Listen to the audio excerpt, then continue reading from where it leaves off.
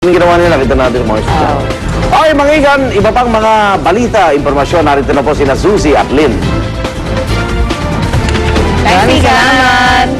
At eto na, girls and boys, papalapit ang laban ng Philippine Ascals sa FIFA World Cup qualifiers kontra Kuwait. Kaya naman todo-todo ang kanilang training sa Bahrain. Kaso sa dalawang tune-up games nila doon, wala pa pong panalo ang Ascals. Pero sa kabila nito, todo pa rin ang suporta ng ating mga kababayan doon sa Ascals. Sa Sabado na po ang game ng Ascals kontra Kuwait sa unang leg ng kanilang sagupaan. Sa July 28 naman, ang ikalawang laban, ang home game na rito gagawin sa Pilipinas. Ang may pinakamataas na aggregate score o total score sa pagitan ng Pilipinas at Kuwait ang tatanghaling panalo at makakaabante sa susunod na round. Saka hinihintay pa yata nila kung yung dalawang players unit ng Ascals makakalaro dun sa game against Kuwait kasi meron nga silang parang yellow card the last game nila. So, I don't think they've decided kung makakalaro pa sina Ali at saka yung isa nilang team. Ako, sana makompleto naman tayo. Go guys! Sana maging confident masyado yung Kuwait para biglang masukay sila ng Ascals. Pwede. Tapos yung Ascals naman, trying extra hard. Siyempre, dahil nahihirapan sila sa practice games nila. Go guys! At pumunta naman tayo sa bansang Chile kung saan perwisyo ang dulot ng heavy snowstorm doon. Halos 6 na talampakang niebe ang bubagsak sa isang bahagi ng Chile. Kaya naman halos matabunan na ang mga kabahayan at ilan nga ay hindi na pumakita. Ang mga residente hinuhukay na lang ang sarili mula sa ilalim ng niebe. Maging ang ilang highway at kalsada hindi na rin madaanan dahil sa kapal ng snow. Wala ring kuryente ang may 15,000 tao. Dagdag pa ang problema sa komunikasyon sa lugar. Ang tindi nga.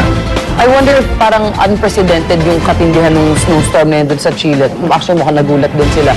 Kung ang Chile tinamaan na snowstorm, dust storm naman ang sumalata sa Phoenix, Arizona sa Amerika. Napakabilis at napakalakas po ng dust storm na ito na umaabot ng hanggang 48 kilometers per hour kasing bilis ng takbo ng sasakyan.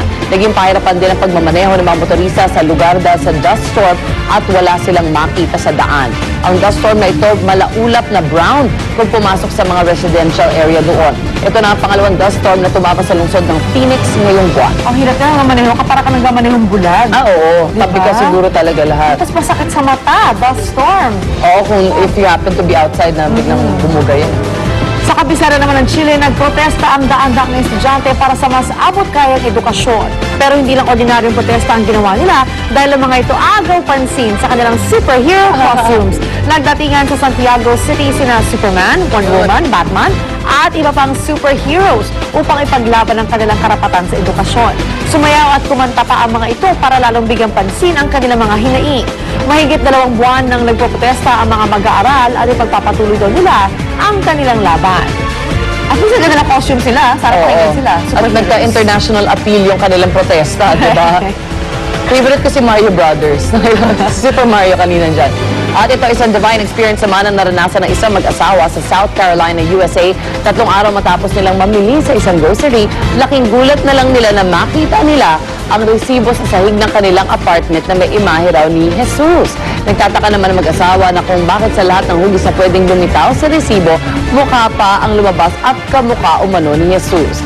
Kwento nila nakita raw nila ang imahe matapos silang makarinig ng sermon mula sa kanilang simbahan at naniniwala silang isa itong mensahe mula sa langit.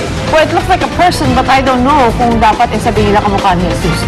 Depende sa paniniwala yun. Siguro, depende sa hinihiling nila. Pero mukhang-mukha talaga, tsaka detalyado. Weird, nasa receipt pa lumabas, no? Tsaka ba't ano yan? Dumi ba yan? Yung yung receipt niya, yung thermal paper. Ay, pero pag nangitim yung naiinitan, ano, oo. pero yung hugis nga niya. Well, Kung makatulong good sa fortunes for pananampalataya you. nila, pwede, Oo. diba? At ito na ang aking maagang Hollywood news para sa inyo. Rapper and actor Ja Rule na sentensyahang makulong.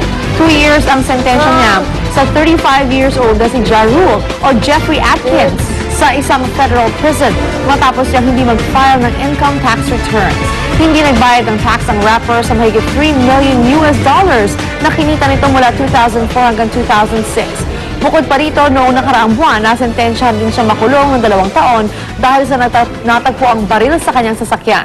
Nasimulan na niya ang parusa sa kasong ito. Ayon naman sa judge na humawak sa kaso ni Ja Rule, sabay ng pagbabayaran ng rapper ang kanyang mga kasalanan sa loob ng 2 taon. Siya yung rapper na grabe ang baba ng boses, na hindi bagay sa kanyang katawan na napakaliit din. At meron silang album ni J-Lo na, sa album ni J-Lo, ang dami yung Yeah. mga songs together. Ang galing sana ni Ja Rule. Ay, naku. Sayang. Mag-record na lang siya habang siya ay nasa kulungan. Why not? What do you think about that, Laban Niyo, Bear?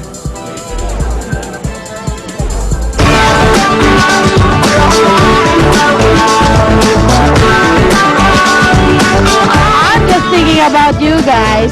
Happy morning mga kapuso, bagong umaga, bagong pag-asa. At mula naman po sa pag-asa mga kapuso, meron daw pong namatang 2 low pressure area. Pero in fairness, good news po ito sa ating mga kapuso. Wala pa naman ito sa ating bansa. Kung sakasakaling may papasok, ako tatawagin daw po ito nilang bagyong Waning. Pero ngayon, isip muna tayo, cool. Ayan.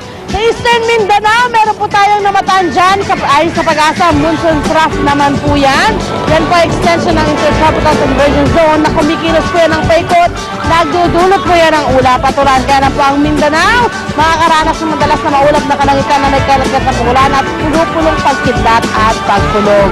Ang natitirang bahagi naman po ng ating bansa, kasama na po dyan ng Metro Manila, magiging bahagya hanggang sa kuminsan ay maulap at nakalangitan na may pulong mahinang pag-ulan, lalo na sa hapon o sa gabi. Ating sunrise, 5:36 ng umaga at ang ating sunset ay 6:29 ng hapon.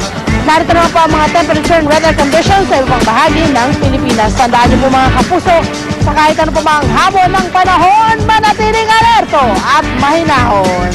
Alice Carante, happy birthday!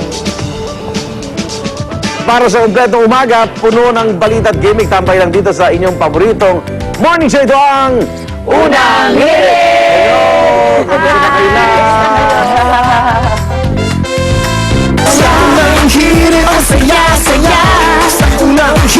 Home sweet home feeling.